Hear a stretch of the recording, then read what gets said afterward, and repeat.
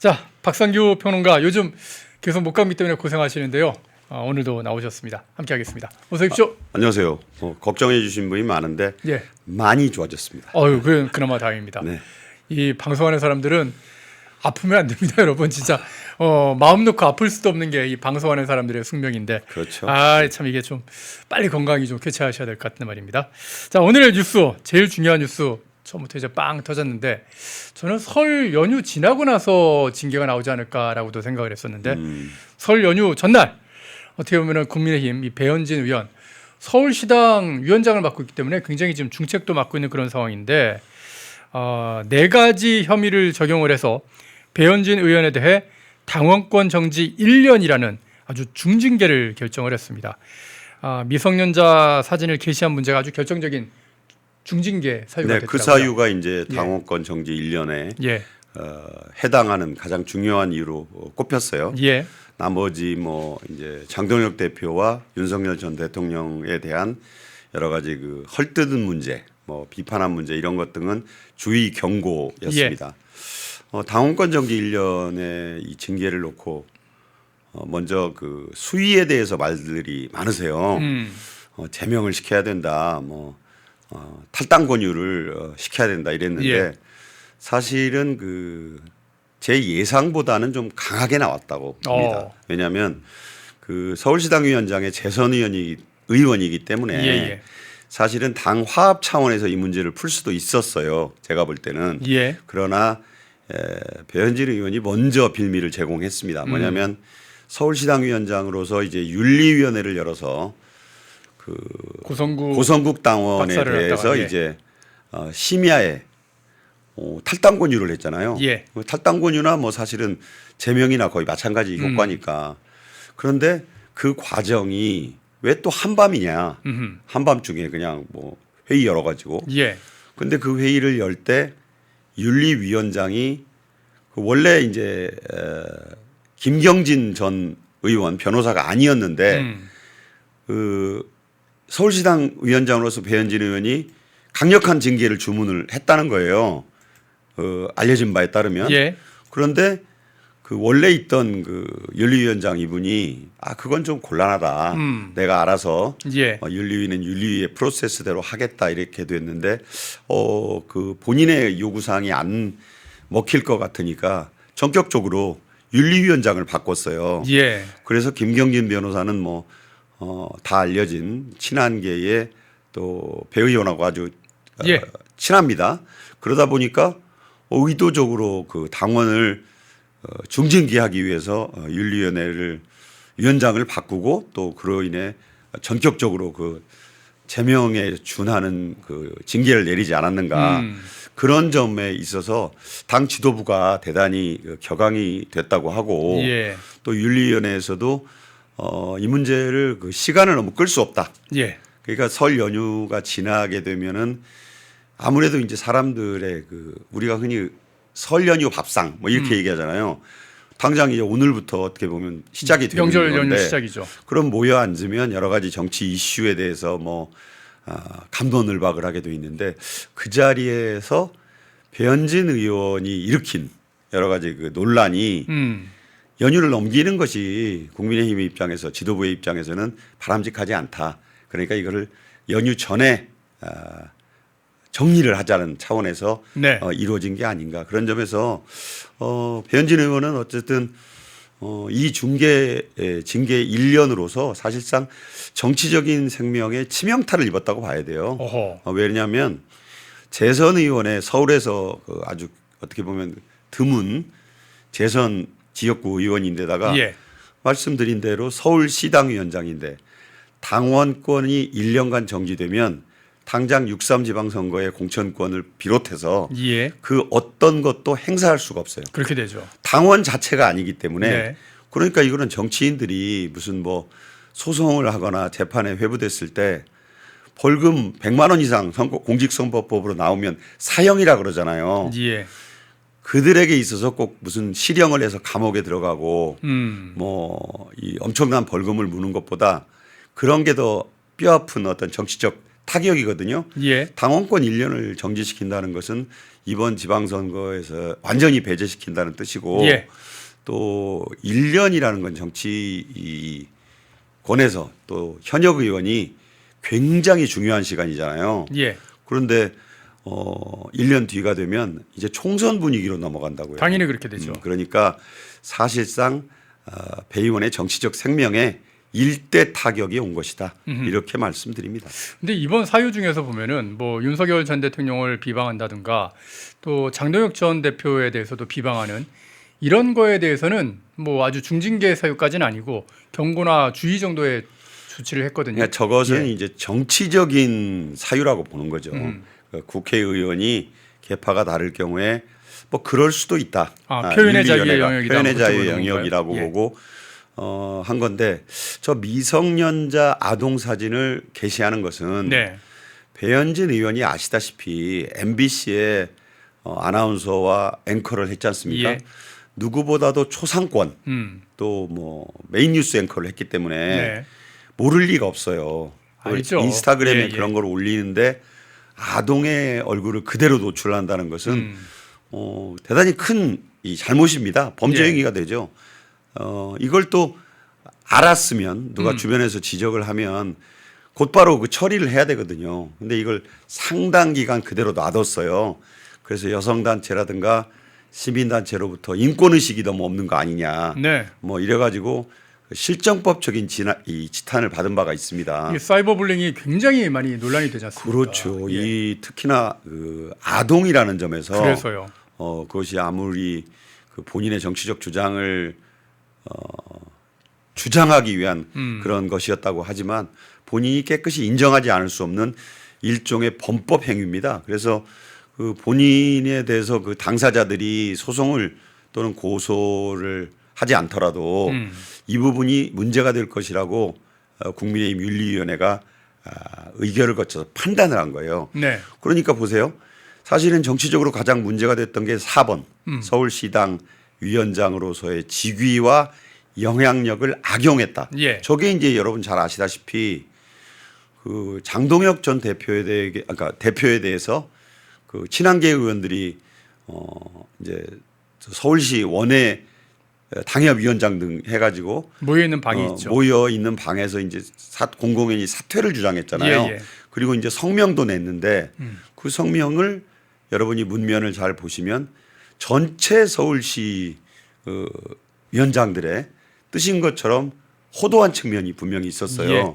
그 부분이 오히려 가장 논란이 됐는데 그것은 판단을 유보했지 않습니까? 예. 그러니까 윤리위가 뭐 나를 부당하게 징계했다라고 주장하는 배 의원의 그런 그 말은 좀 설득력이 떨어지는 부분이 분명히 있습니다. 오히려 좀 친한계에서 그럼 반발하고 있는 그런 모습인데 뭐 배현진 의원을 갖다가 이렇게 당원권 정지 1년이란 중징계를 내린 거는 굉장히 뭐라 그럴까요? 친한계에 대한 탄압인 것처럼 그렇게 얘기를 하는데 그거하고 상관이 없는 그런 상황이 되는 거네요. 일단은 그 윤리위원회 징계는 윤리위원회 징계 자체로 봐야 될 것 같아요. 네네. 저것을 갖다가 이제 뭐 지금 방금 말씀하셨지만 친한계의 핵심인 박정훈 의원, 네. 배현진 의원의 바로 옆 지역구고 예. 지난 총선 과정에서 여러분 보셨겠지만 송파 남매라고 네. 해서 아주 그 굉장히 친하게 선거운동을 같이 했고 예, 같이 했죠. 그리고 또 원내에 들어와서 활동하면서는 여러분이 잘 아시는 한동훈계의 또 핵심으로 활동을 했잖아요. 그러다 보니까 박정훈 의원이 아주 즉각 당원권 1년 정지가 됐다는 기사를 보고 장동혁 대표가 이적 행위를 했다. 그런 과격한 표현을 쓰고 또 어쨌든 그런 것으로 인해서 장 대표가 제명돼야 된다라는 저도 처음에 이런 그 글을 SNS를 보고 예. 깜짝 놀랐어요. 아니 이게 윤리위원회의 결정을 장 대표를 저렇게 직격하는 데 쓰나 그런 정도로 친한계의 내부 분위기가 지금 충격과 경악에 빠진 것이다. 그러니까 아까 말씀드린 대로 이렇게 되면은 배현진 의원이 차기 총선 공천권을 물론 국민의힘의 당권이 어떻게 움직일지 정치는 생물이니까 예. 속단하기는 어렵지만 사실상 다음 총선을 기약할 수 없는 정치적 늪에 빠진 것이다. 그렇게 볼 수 있습니다. 예, 말씀하신 대로 친한계가 가장 민감하게 반응하는 이 서울시당 위원장으로서의 어떤 직위를 남용한 거, 이 부분은 윤리위에서 징계를 오히려 좀 판단을 유보한 그런 상황이 됐기 때문에요. 그래서 친한계의 반발이라는 게 좀 의미가 좀 퇴색되게 됐다, 그런 말씀을 좀 해주셨고요. 자, 다음 주제로 좀 넘어가 봐야 될 텐데, 이재명 청와대 얘기 좀 해보려고 합니다. 청와대에서 이런 공고가 떴습니다. 지난주에 있었던 공고인데, 청와대를 뭐 국민주권 정부라고 지금 이재명이 얘기를 하지 않습니까? 뭐 언론 환경에 맞춰서 뉴미디어 부문에 청와대 출입 기자를 뽑겠다는 겁니다. 인터넷 언론 중심으로 하는 거죠. 예, 그렇게 해서 인터넷 언론 중심으로 해서 청와대 출입 기자를 뽑는다고 얘기를 했는데, 여기를 이제 2월 4일부터 심사를 해서 저희 펜앤마이크도 당연히 신청을 했죠. 그렇게 신청을 했는데 결과가 어떻게 나왔냐? 저희 펜앤마이크는 똑 떨어지고요. 굿모닝 충청, 3프로TV, 시민언론 민들레, 시사인이라는 곳이 됐는데, 네. 이게 말입니다, 여러분. 이들 매체의 공통점은 굉장히 친이재명적인, 친민주당적인 그런 매체라는 점입니다. 대표적인 국내 그 좌파 언론 예. 인터넷 미디어죠. 예. 3프로TV 같은 경우에는 대선 기간 중에 이재명이 거기 몇 시간 출연해가지고 예. 아주 긴 대담을 하면서 주식 전문가라고 그때 이제 하는 그 자랑을 잔뜩 본인도 받고 자기네 주식 그 지식을 자랑했었던 아주 유명한 그런 매체가 되겠고, 굿모닝 충청은 어찌 보면 뭐 충청도 로컬인 인 것처럼 하는데, 것처럼 보이는데 그 로컬지하고는 전혀 성격이 다른 굉장히 정치색이 짙은 그런 보도를 많이 하고, 뭐 시사 언론 민들레는 그 제목에서부터 여러분이 느끼실 수가 있잖아요. 생긴 지도 얼마 안 됐어요. 네, 예. 뭐 신생이고 시사인 역시 좀 좌파 성향이 강한. 예. 그런데 말이죠. 제가 이제 청와대 출입 기자를 직접 해보진 못했지만 뭐 많이 언론사에 있으면서 봤잖아요. 예. 예. 그 청와대 언론사의 이 취재 기자들은 풀단이라 그래서 제1풀이 있고 제2풀이 있어요. 1진, 2진이 있죠. 예. 예. 1풀은 이제 여러분이 아시는 레거시 주요 미디어들이 들어있고, 2풀은 종합편성 채널, 뭐 뉴스 관련 채널들이 좀 주로 돼 있고, 그런데 이제 지금은 인터넷 언론 시대 아니냐. 예. 그래서 이제 뉴미디어 출입 기자들도 많이 들어가요.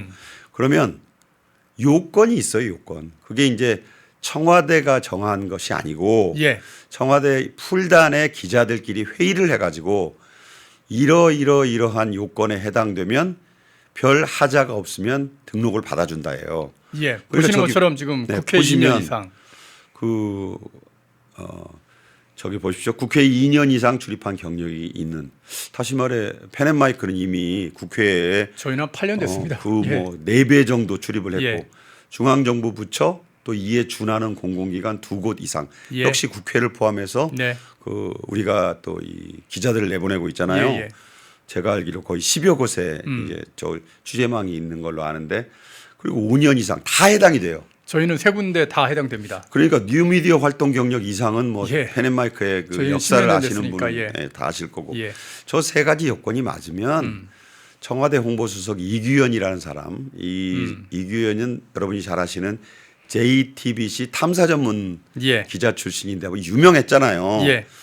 그런데 홍보수석 마음대로 하는 게 아니에요. 그 기자단에서 내부 회의와 그 요건에 맞는 것으로 해서 투표를 해서 결정을 하게 돼 있는데, 왜 저걸 청와대 홍보수석실이 발표를 했는지.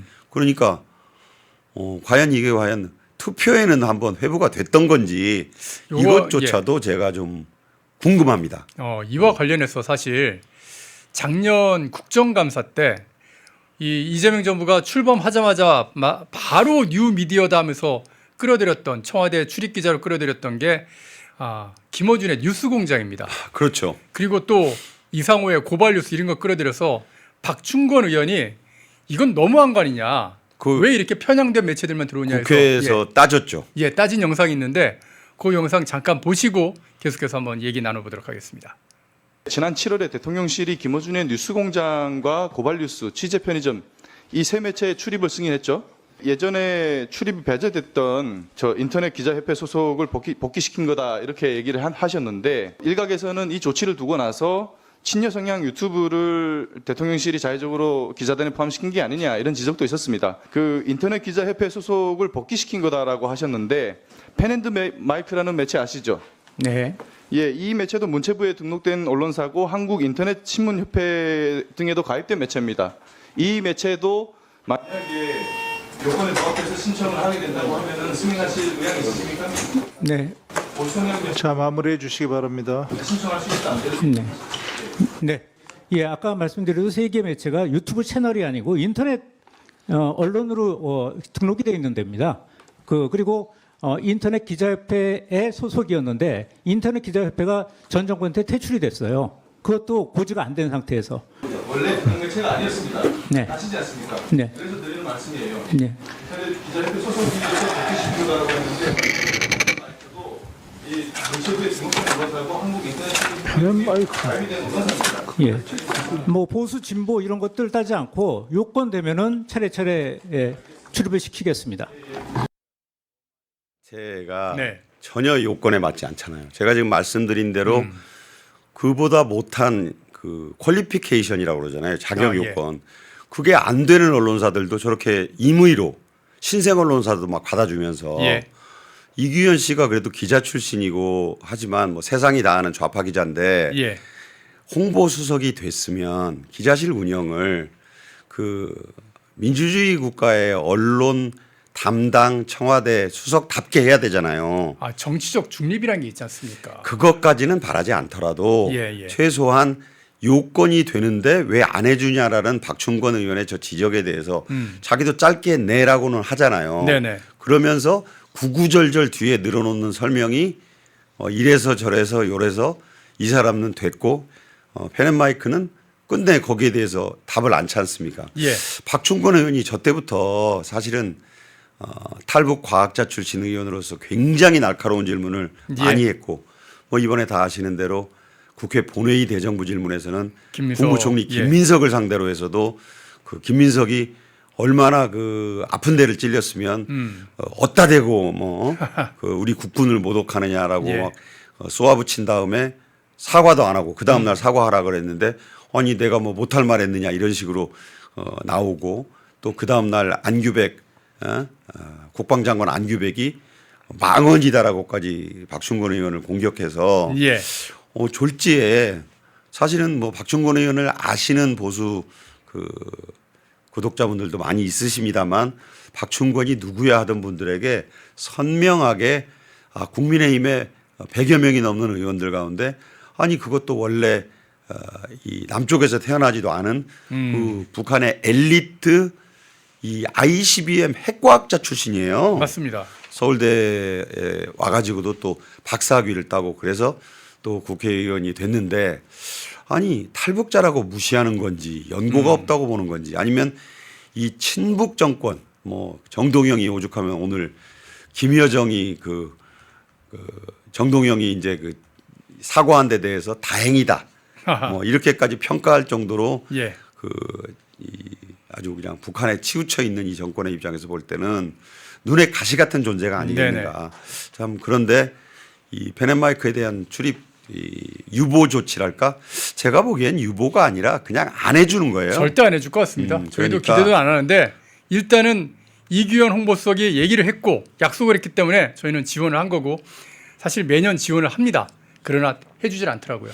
그러니까 그냥 이게 이제 흔히 요새 많이 유행하는 말이 있잖아요. 예. 그래서 어쩌라고. 그래서 어쩌라고. 아이고야. 내 마음대로 하는데 뭐 어쩌라고. 뭐 거의 이런 그 밑바닥을 보는 것 같아서 예. 이게 이제 기자실을 좀 더 확 그 개방했던 게 여러분 잘 아시는 2000년대 초에 노무현 정권이거든요. 네. 그때 이제 기자실을 개방한 거였는데 그때도 이 정도는 아니었어요. 그때도 보수 진보 보수 가릴 것 없이 요건이 되는 언론사들에게 다 출입은 허용했잖아요. 예. 취재할 권리조차 봉쇄하니까 저런 식의 조치가 이제 대통령 취재라도 하려면 예. 이규현 눈에 들어야 되는구나. 아니면 이 정권의 조금이라도 비판적인 목소리를 내면 출입도 안 시켜주는구나. 이렇게 되는 거예요. 이게 무슨 나치치아 파리의 레지스탕스들도 아니고 그러니까요. 이렇게까지 해야 되는 건지 국민들의 알 권리. 언론의 본질적 기능은 제가 새삼 다시 한번 말씀드립니다만 권력에 대한 감시와 견제, 살아있는 권력에 대한 감시와 견제, 워치독의 역할인 것입니다. 예. 그런데 그런 감시견의 역할조차도 마다하고 그저 명비어천가 더불어민주당 창가만 불러대는 언론만 입맛대로 고르니 대한민국 언론 민주주의가 이제 정말 어디로 사라진 것인지 언론의 자유는 사라진 거죠. 그냥 예. 고려장을 당한 것 같습니다. 국민이 주권인, 국민이 주인인 그런 나라이기 때문에 그 국민에게 올바른 정보를 전하기 위해서 언론들이 열심히 취재를 하는 거거든요. 그게 경쟁이고 올바른 건데 그런 경쟁을 지금 파괴하고 국민들이 올바른 정보를 얻을 기회를 지금 청와대가 가로막고 있다. 그렇게 보시면 되겠습니다. 예, 클로에님 후원 감사드리겠고요. 참 이렇게 이재명 정부가 어떻게 보면은 대한민국의 국민들의 눈과 귀를 가리는 것뿐만 아니라 지금 또 하는 짓이 이 정당한 취재 기자들이 이렇게 취재하고 나온 그런 기사들을 갖다가 이재명이 시시콜콜하게 트집을 잡고 있지 않습니까? 그러면서 이재명은 또 매일 새벽 이 SNS를 통해 가지고 막 기사를 겁박하고 이거 가짜 뉴스다 막 그러면서 겁박하기도 하고 요즘에 또 이제 다주택자를 엄청나게 공격하고 있는 그런 상황인데요. 오늘 또 새벽에 2건이나 이 다주택자를 공격하는 그런 SNS 글을 썼습니다. 다주택자들이 좋은 양도세 감면 기회를 버리고 버텨서 성공한다는 건 망국적 부동산 투기를 잡으려는 이 정부의 부동산 정책 실패를 의미한다. 아직도 판단이 안 서냐? 그런 질문에 그러면 이런 질문에 한번 답해봐라. 지금 시장이 정상인가? 지금 정부가 부당한가? 저는 바로 답을 할 수가 있는데 이것뿐만 아니라 뭐 이런 얘기도 합니다. 아직도 버티면 되겠지 생각하시는 분들께 말씀드립니다. 이제 대한민국은 상식과 질서가 회복되는 정상사회를 향해 나가고 있다. 정상사회의 핵심은 규칙을 지키는 선량한 사람이 손해보지 않고 규칙을 어기는 사람들이 이익 볼 수 없게 하는 것이다. 민주사회에서는 공정함이 성장 발전의 원동력이다. 이런 얘기를 하고 있는데 이게 이재명이 할 수 있는 얘기입니까 이게? 두 가지 점에서 우려가 됩니다. 첫째, 예. 아니 새벽에 한밤중에 잠 안 자고 도대체 뭐 하는 건지. 그러니까요. 대통령은요, 그게 내가 찬성하건 반대하건 간에 일단 국민에 의해서 그 국사를 맡은 사람이에요. 예. 밤에는 좀 잠을 자고 예. 저런 이야기는 국무회의라든가 뭐 여러 가지 그 공식적인 회의석상에서 토론을 통해서 해야 되는 거라고 저는 생각을 합니다. 그런데 저러면 국토교통부 장관 김윤덕이 무슨 필요가 있고 국토교통부에 이제 그 여러 가지 그 주택 문제 담당이라든가 관련 부처 공무원들을 다 바보 만드는 거예요. 그냥 직접 묻고 직접 답을 하고 그게 정책이 되고. 예. 아니 우리나라가 뭐 고대 스위스입니까? 직접 민주주의 하는 나라예요. 예. 본인이 대의 민주주의에 의한 선거에 의해서 그것도 어찌 보면 야당의 분열 때문에 약간의 차이로 대통령이 됐잖아요. 여러분 뭐 대선 수치를 기억해 보시면 알지만 그러면 대의 민주주의와 헌법상에 명시된 대통령의 모든 국사에 관한 행위는 국무회의를 통해서 그 정책을 말하고 또 그것이 부서되는 그것으로 문서를 통해서 하게 돼 있어요. 그런데 이재명의 SNS가 그런 것입니까? 아니잖아요. 예.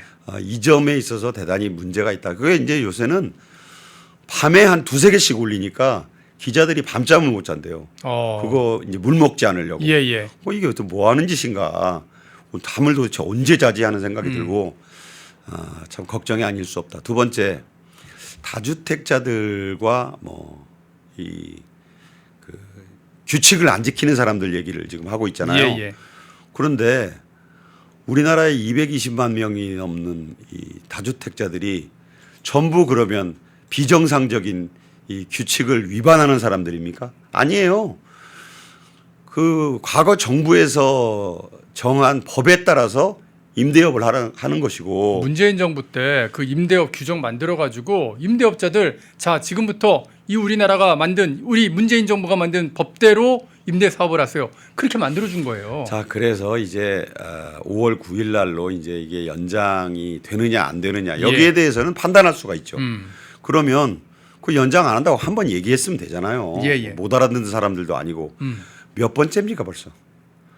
제가 듣기만도 SNS로 10번 가까이 지금 얘기하고 있는 것 거의 같아요. 매일 얘기하는 거죠. 그러니까 매일매일 예. 얘기하고 막 주제가 메인 주제가 그러니까 이래도 안 팔아 이래도 안 팔아 뭐 헤드록하고 막 쥐어박는 그런 예. 시기예요. 그런데 자 규칙을 지키지 않는 사람 얘기를 했는데 청와대 참모 더불어민주당의 의원들 중에 다주택자들 규칙 지키고 있습니까? 아니 한성숙 중소벤처기업부 장관이 집은 내놨다 그래요. 예. 그 이전에 강유정 대변인 강유정도 자기 74억 원짜리 아파트는 안 팔고 용인에 있는 시어머니 집은 뭐 내놨다 그래요. 아니 내놓은 건 파는 게 아니에요. 팔려야죠. 내놨다는 거는 중개업소에다 내놨다는 거고 중개업소에서 그냥 자유롭게 팝니까? 팔아달라는 값이 있잖아요. 아니, 손해 안 보고 내놓으니까 사가지를 않는 거예요. 정말 팔 의지가 있었다면 아니 지금 이재명이 원하는 것도 값을 좀 내려서 내놓으라는 거잖아요. 아니 이재명이 좀 주장하고 있는 게 부동산 가격 자기가 잡고 안정시키겠다면서요. 그러면 지금 당장 팔고 나중에 더 싸지면 그때 사면 되는 거잖아요. 기사가 나올 때 강유정 시어머니 사는 무슨 용인 집 3억 원 싸게 내놔. 이건 기사가 돼요. 뭔가 솔선수범의 느낌도 예. 좀 나고 내놓기만 하면 뭐하냐고 아무 그 뒤엔 얘기가 없어요. 좌파들이 보면 여러분 여러 명 기억나시겠지만 사회에 환원하겠다. 김의겸이 흑석거사 흑석동 그 상가 투자하다가 예. 3억 원 기부하겠다 그랬어요. 그거 팔로우업한 언론이 있습니까? 기부했는지 안 했는지 아무도 모르잖아요. 뭐 양문석 같은 사람도 지금 뭐 대법원 판결을 앞두고 있지만 그 강남 아파트 예. 딸 불법 대출 받았죠. 불법 대출 받은 거 예. 그것도 뭐라 그랬어요? 의원 당선되기 전에는 즉각 그 매각한다고. 매각해서 예. 뭐 그 차익을 어떻게 하고 뭐 지켜진 게 아무것도 없잖아요. 예. 아니 내 사람들 자기 편의 규칙 안 지킨 거에 대해서는 오불관원하고 정부에서 정권에서 임대사업 하라고 해가지고 규칙에 따라 해온 사람들은 전부 무슨 마귀 취급을 하고 있어요 지금. 그러니까 물량이 나오긴 나와요. 그거 뭐 물량이 안 나오는 건 아닌데 지방 외곽에 있는 물량이 나와가지고 오히려 예. 집값 오른 거 별로 없는 지역이 더 고통을 받고 있어요. 예. 그러면서 요지는 지금 집이 안 나와요. 강남권에서도 매물이 출회됐다고 뭐 이 정권이 되게 그 홍보를 하는데 예. 알고 보면 그것도 똘똘한 채 싸움에서 밀린 거예요. 그리고 제가 재밌는 기사를 봤어요. 서울 압구정동 현대아파트가 한 동에 128억 원을 찍은 게 있었어요. 예. 저도 깜짝 놀랐어요. 아파트 한 채가. 그게 90억 원에 나왔다고 이게 이재명 덕분이라고 선전을 하더라고요. 30억 떨어졌다 그러더라고요. 그러니까 그러면서 우리 동료들하고 그런 얘기를 해봤어요. 야 128억 원이나 90억 원이나 현금 없으면 만져도 못 보는 거를 예. 그거를 국민들에게 내가 SNS를 통해서 이렇게 막 압박한 그 업적처럼 얘기를 하면 정말 양식이 좀 있는 국민들이라면 이거 웃어넘길 일이 아니겠습니까 이거. 예. 아니 팔 수 있는 집을 내놓고 그 실수요자들이 살 수 있게끔 능력이 있는 사람들에게는 대출을 좀 해준다든가 물량을 받아낼 생각을 해야죠. 그게 지금 현재 상황을 갖다가 상식과 질서가 회복된다 그렇게 표현하고 있습니다. 그러니까 이재명 정권 사람들의 사전이 따로 있어요. 네네. 상식, 공정 뭐 이런 거 이게 조국 때부터 만들어진 사전인데 네네. 국어 사전의 낱말풀이하고는 전혀 달라요. 아 걔네들의 낱말 뜻은 다른가요? 그렇지. 공정은 우리를 제외한 아. 나머지 사람들에게만 적용되는 뭐 차별적 단어라든가 상식과 비상식, 정상과 비정상 얘기하는데 외눈박이 나라에 가면 두 눈 가진 사람이 비정상인 것입니다. 예. 진짜 상식 말하는 사람 치고 상식적인 사람들을 보기가 참 쉽지가 않은데요. 북한 김여정이 또 상식 타령을 했습니다. 뭐라고 그랬냐? 이번 무인기 사건과 관련해서 정동영 통일부 장관이 깊은 유감을 표명하면서 사과했지 않습니까? 그 사과에 대해서 이게 상식적인 행동이라고 평가하고요. 그러면서 재발할 경우에는 아주 혹독한 대응이 취해질 것이다. 이렇게 또 협박을 하더라고요. 근데 웃긴 게 이 김여정이 이렇게 협박을 했는데 정동영의 통일부 바로 재발 방지 대책을 마련하는데 즉시 시행하겠다 이런 입장을 내놨습니다.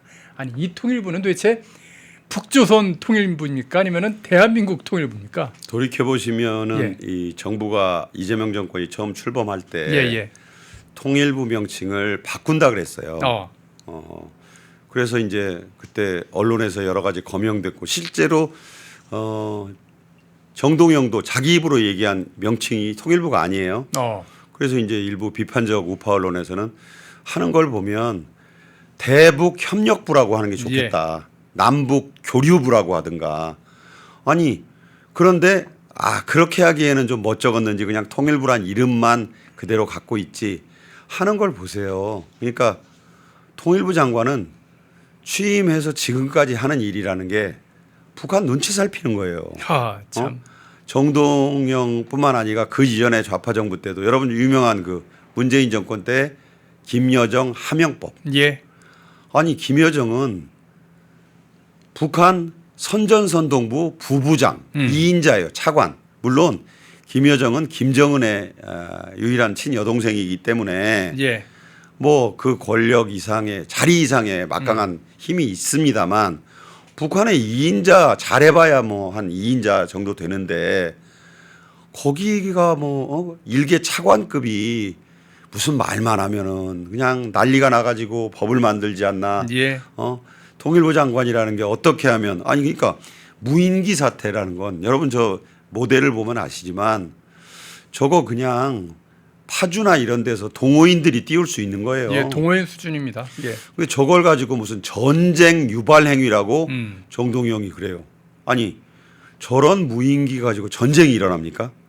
북한이 저걸 뭐 쏘아서 떨어뜨렸는지 그 제풀에 저게 떨어졌는지는 모르지만 아니 저런 것이 저런 그러니까 그 두 명의 그 대학생들도 물론 뭐 드론 젊은이들도. 사령부에 뭐 같이 네네. 협력을 한 거다 그러긴 하지만 그렇지만 얘기를 하잖아요. 다. 예. 뭐 내가 뭐 숨길 것도 없고 북한의 그 우라늄 광산의 폐수 문제 예.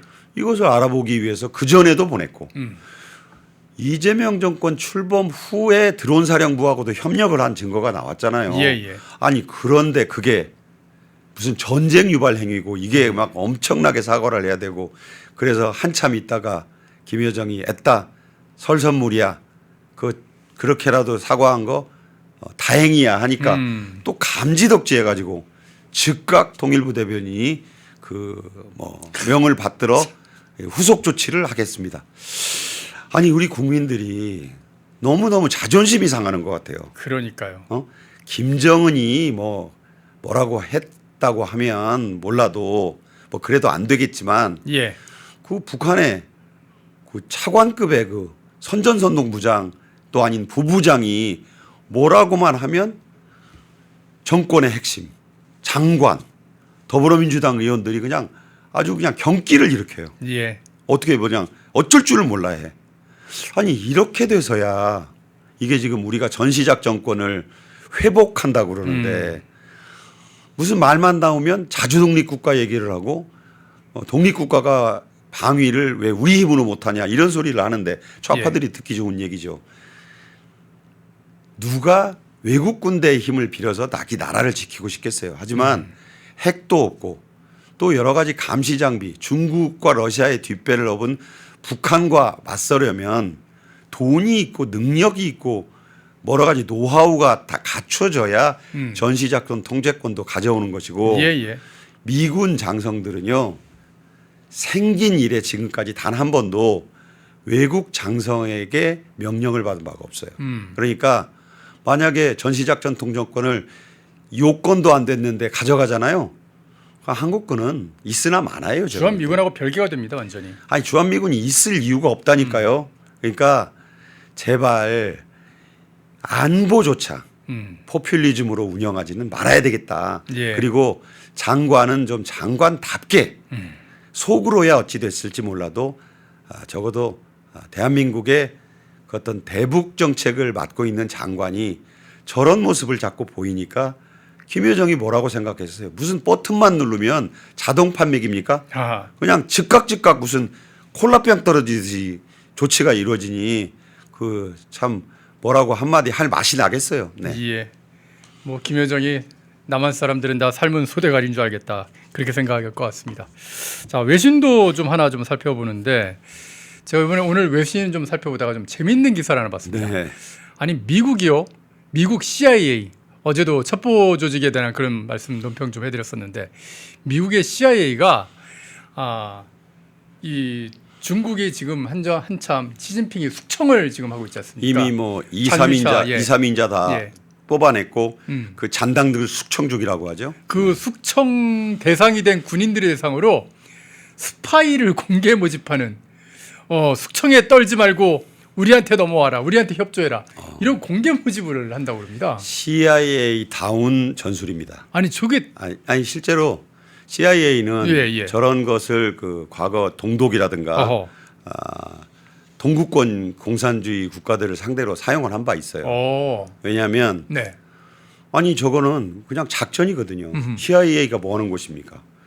우리나라 옛날에 중정 만기부를 너무 그 악마화했죠. 악마화하는데 예. 첩보기관인 거예요. 예.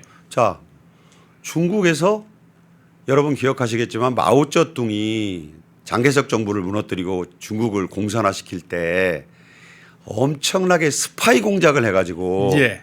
그 사실은 제대로 싸우기도 전에 이 장개석 정부의 모든 첩보망을 무력화시킨 바가 있거든요. 예.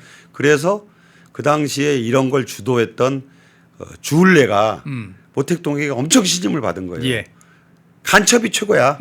그런데 지금 중국에서 2인자를 숙청하고 3인자를 숙청하고 그 잔당들이라고 하면 중국은요 사이즈가 숙청했다 그러면 장성이고 뭐가 한 몇십만 명을 숙청해요. 몇만 명은 날아갈 겁니다. 아 최소한. 그렇죠. 예. 뭐 이미 저 두 사람은 가택연금이 됐는지 어디 가서 매장이 됐는지는 지금 알 수 뭐 살아 있으나 죽은거나 진배 없는 상태라고 보는데 그러다 보니까 CIA는 호재죠. 중국이 대륙을 공산화시킬 때 썼던 수법이 장개석 정부의 첩보원들을 빼내오는 거였어요. 예. 여자, 돈, 온갖 뇌물을 써서. 근데 CIA가 그렇게 한다는 얘기는 없어요. 단지 예. 뭐라고 하냐면 지금 당신 거기 중국 안에 그대로 있다가는 쥐도새도 모르게 밤중에 잡혀가 가지고 인생 종치니까 어디까지만 나와라.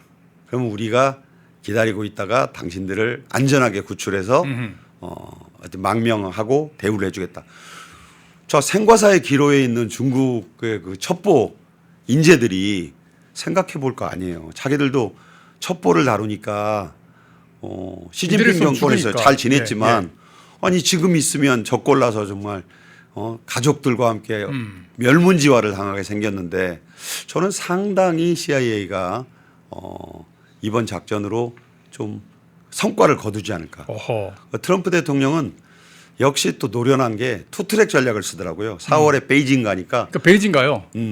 저렇게 공작이 진행된다는 거를 이제 미국 언론들이 보도를 했는데 본인은 나는 시진핑하고 친하고 우리 사이에는 너무 좋고 그러면서 또 완전히 화전양면 전략을 제대로 쓰고 있더라고요. 그러니까 항상 우리가 그런 걸 보고 좀 타산지석으로 삼아야 돼요.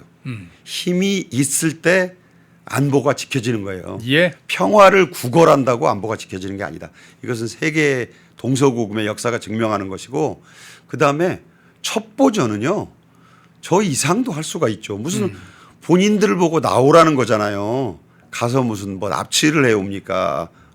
가서 무슨 빼내기를 합니까? 그러니까 인터넷 주소까지 다 띄워놨어요. 본인들 그렇죠. 인터넷 주소 띄우고 예. 접선 장소 띄우고 예. 아니 오면 살려준다는데 음. 그리고 당신들이 빼내오는 정보에 따라서 당신의 인생이 달라집니다. 아니 미국을 아는 중국 첩보원들이라면 솔깃하지 않겠어요, 솔직히. 예, 예.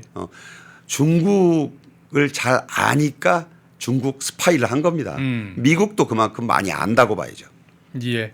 댓글창에서 덕천 가강님께서 지금 요 두 사람 장유샤오와 류전리 이 두 사람 아직 징계 안 받은 거 아니냐 그러는데 아니, 이미 그 수청. 양회의 명단에서 제외되지는 않았고요.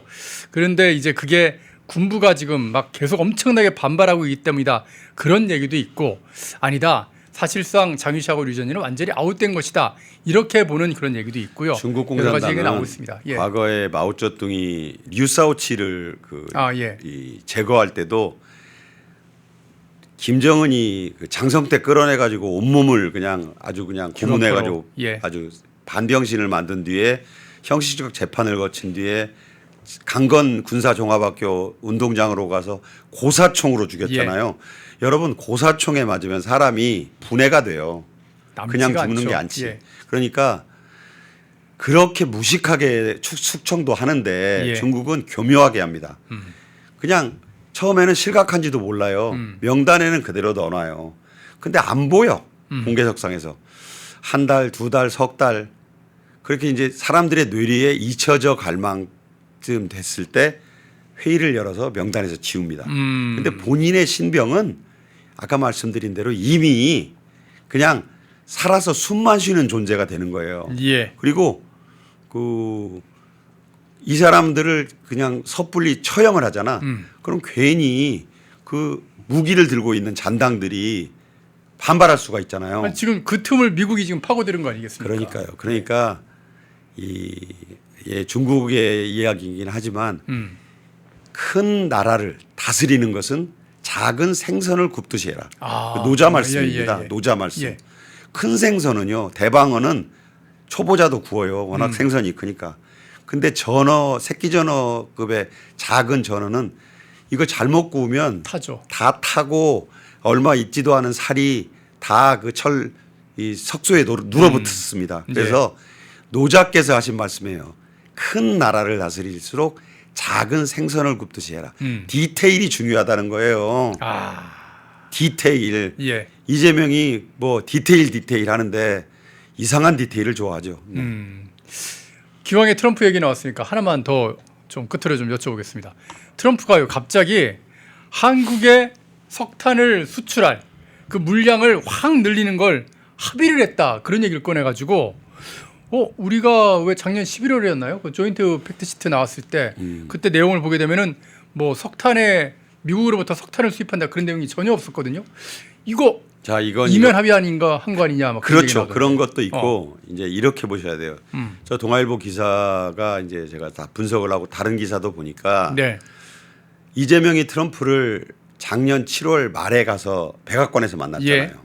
그 만났을 때는 합의문도 필요 없이 잘 된 회담이다. 강유정 얘기 기억나실 바로 거예요. 그렇게 얘기했죠. 그래서 그때 큰 틀의 합의를 구두로 했어요. 예. 그때 팩트시트 없다고 난리 났었잖아요.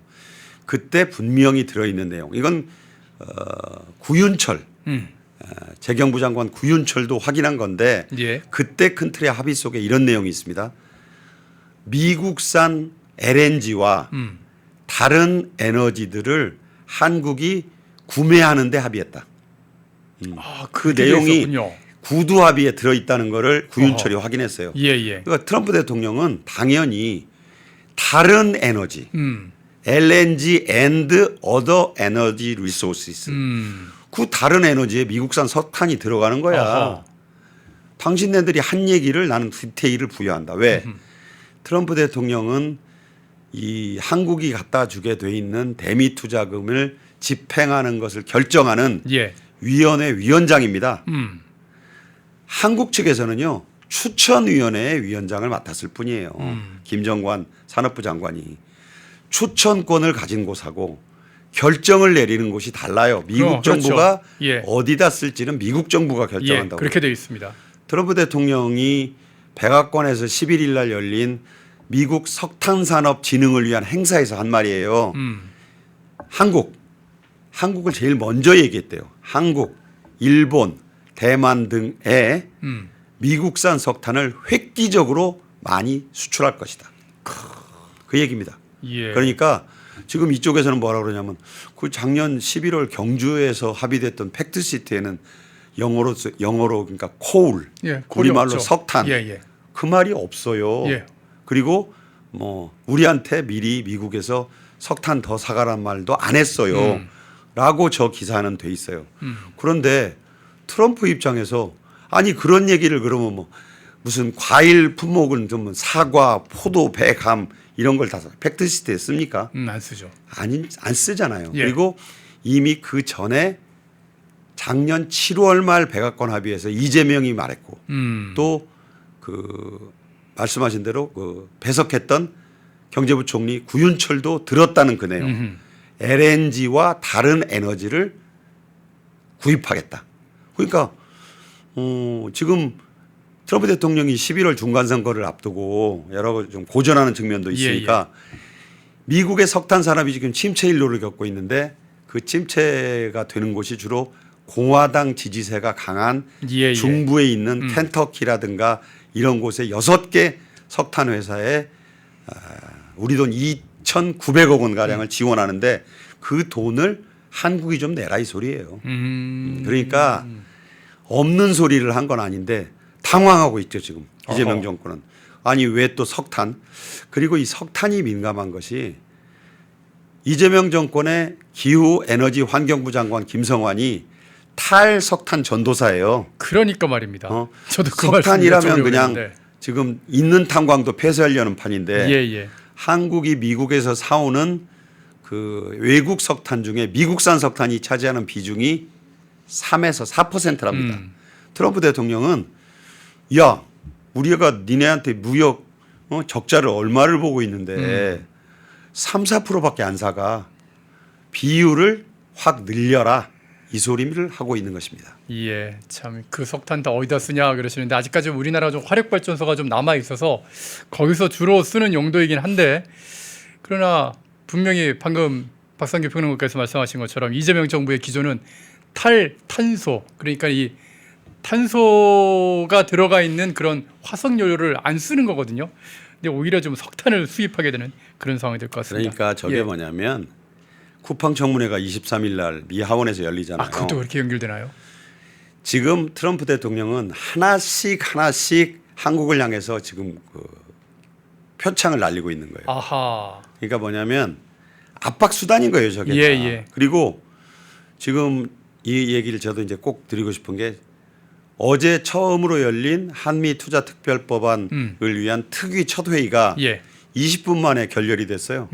국민의힘 위원장 김상훈 의원도 아니 그 전날 오찬 불참한 걸 갖고 전 언론이 장동혁 대표 보고만 약속 위반이라고 그러는데 그 전날 밤에 정청래가 사법개혁 그 악법들이라고 예, 불리는 그 법들을 본회의 처리 직전까지 다 통과시켜 버렸잖아요. 예.